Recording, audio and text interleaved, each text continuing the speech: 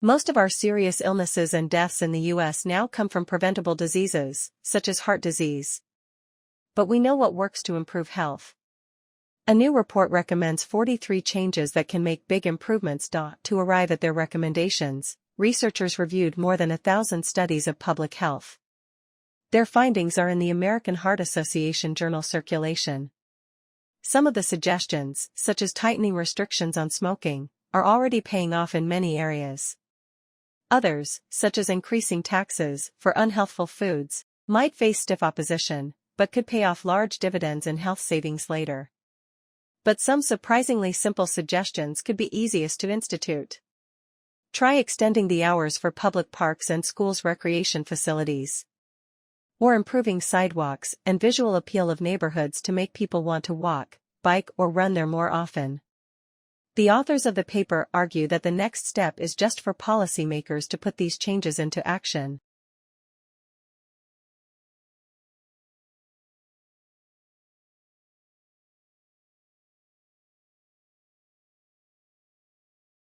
Telling people to change unhealthy behaviors doesn't work. Otherwise, we would all already be slim, fit, non-smokers. Whether it's habit, the temptation of an ad or just the easiest option, we often rely on automatic behaviors to get us through the day. And even though we know taking the elevator, grabbing a beer, or drowning a salad in ranch dressing are not the healthiest choices, we keep making them. Unless those bad choices become too inconvenient. Making bad choices harder is actually the best way to help people get healthier, argues a new essay in the journal Science. Simply programming elevator doors to close really slowly actually motivates more people to climb stairs. Limiting the places that sell tobacco cuts overall consumption. And then there's the trusty old salad bar trick: put healthier options closer than other choices, and more people pick them. Little changes like these reach everyone, not just the people targeted with a health message. And they get us healthier just by letting us stay on autopilot.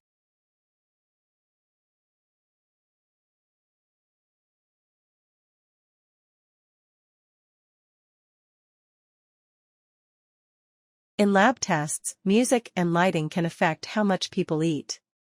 Now a study has found that changing the ambience of a fast food restaurant to more of a fine dining atmosphere lessened the amount of food people crammed into their pie holes.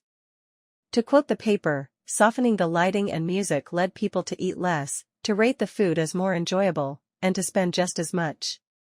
That last finding means that fast food joints, which are accused of contributing to the obesity epidemic, might actually try it. The study was led by well-known eating behaviorist Brian Wansink from Cornell University and appears in the journal Psychological Reports.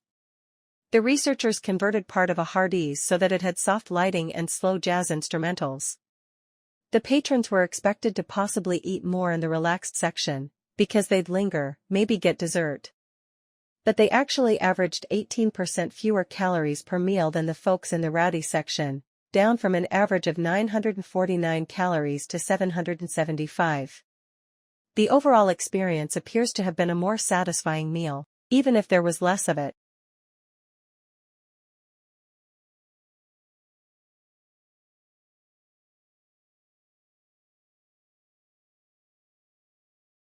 Doctors know a lot about prescribing medications. Take 2 brisk walks and call me in the morning. But for many patients, a light get-moving plan might be just what the doctor should have ordered.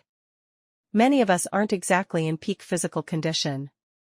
But a large number of people are actually deconditioned. So says the Mayo Clinic's Michael Joyner in an essay in the Journal of Physiology. After surgery, illness, pregnancy, or extended inactivity for any reason, people might feel faint or fatigued when they try even mild exercise. These signs, Joyner argues, should be recognized by doctors not as symptoms that should be treated with drugs, but rather as a medical state of deconditioning that might be better helped with a gentle, guided exercise program. It might sound counterintuitive that fatigue can be beat back with exercise. But remember Newton, Isaac, not Fig: a body at rest stays at rest. And a body in motion needs to resist external forces acting upon it that might slow it down.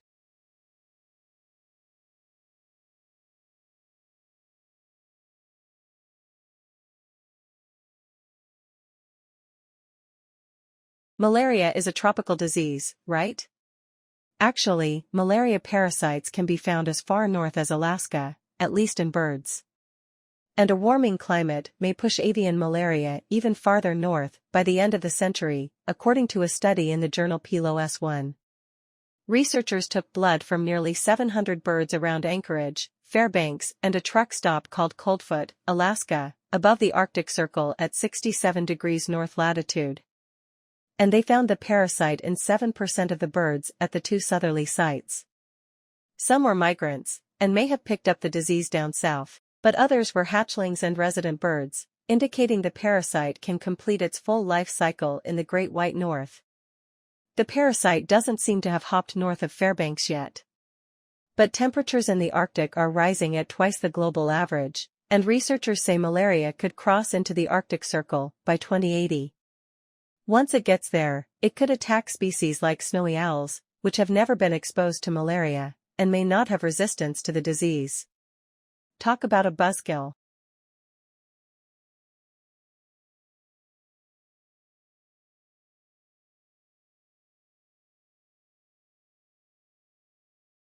Macular degeneration causes visual distortion and even complete loss of sight. When the wife of chemistry Nobel laureate Walter Kohn was diagnosed with macular degeneration, he wanted to do something. I spoke with him at the recent Lindau Nobel laureate meeting in Germany. We are developing a corrective device, including interaction with the patient, who is following a certain routine and who tells us his perceptions that arise.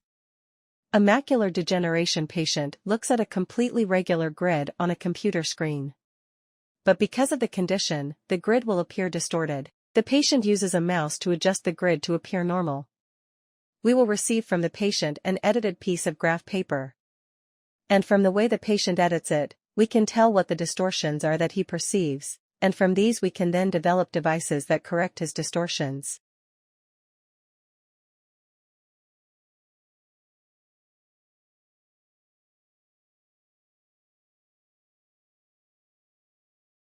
Black holes are common. But actually counting them is no easy task. Even the brightest can be hard to see. Of course, bright black holes is a bit of an oxymoron. But when supermassive black holes at the center of a galaxy feed, the material falling into them heats up, giving off a bright glow across the electromagnetic spectrum. Infrared light in particular is good to look for when black hole hunting. Some feasting black holes are obscured by gas and dust, which absorbs much of their glow, but they still shine in the infrared. It's no surprise, then, that NASA's infrared WISE spacecraft found a bunch. WISE launched in 2009 to survey the entire sky in the infrared. Now researchers have used WISE data to count the luminous black holes in a well-known corner of the sky called the Cosmos Field. In just that tiny region, WISE found about 130 glowing black holes, or active galactic nuclei. The study will appear in the Astrophysical Journal. Extrapolating from this small area, at least 2 million active black holes dot the sky, confirming that these extreme astrophysical objects are common indeed.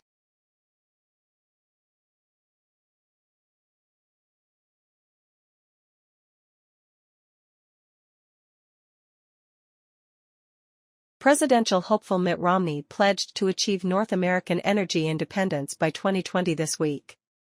That's a presidential move because every president since Richard Nixon has pledged some version of the same thing, including Romney's opponent President Barack Obama. Obama's version is called the all-of-the-above strategy: more domestic oil production to reduce imports. More electricity derived from wind, sunshine, and natural gas added to the U.S. grid. Even more coal, as long as it has CO2 capture and storage attached. Romney's plan differs only in the details. That increased domestic oil production should come from drilling in the Arctic National Wildlife Refuge and other public lands, for example, as well as off the eastern seaboard. Both candidates love biofuels, even ethanol from corn. The candidates share another similarity as well, an inability to discuss climate change on the campaign trail. And global warming is one of the largest environmental results of U.S. energy policy or, for the past half-century, the lack of a coherent one. Until issues like climate change are included in the discussion, Any energy plan is just a lot of hot air.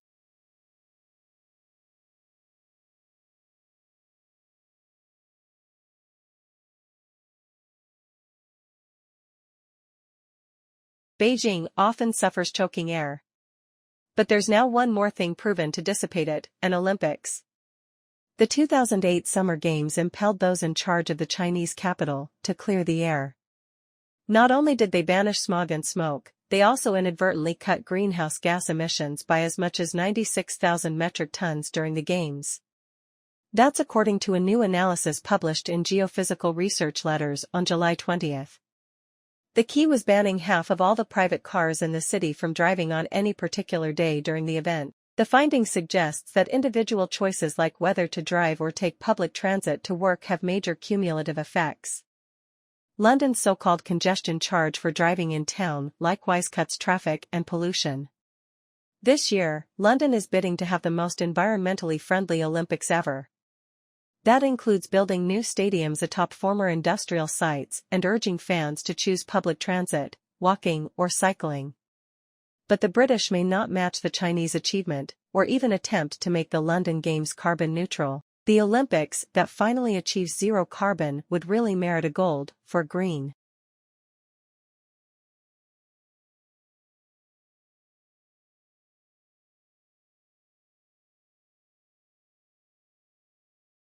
How many rolls, cookies, or baby carrots would you have to eat to feel full? It's probably more than you'd want to admit. It may not even be possible with carrots. But what if you ate that volume of filet mignon? Hunger and fullness are controlled by hormones that send messages between your gut and your head. And different foods send different messages. Some say eat more and others warn you to slow down. Now a study finds that protein is, indeed, key in generating signals of fullness. The work is in the journal Cell. Mice that lack receptors to sense that they were eating protein kept chowing down without appearing to feel full. Whereas normal mice would stop eating much sooner while eating a high-protein meal. The results of the study make it extra impressive that Joey Chestnut wolfed down 68 hot dogs at the Nathan's July 4th hot dog eating contest. With more time he likely would have felt full after a few. But for people eating sensibly, grilled chicken or fish supply satiating protein too.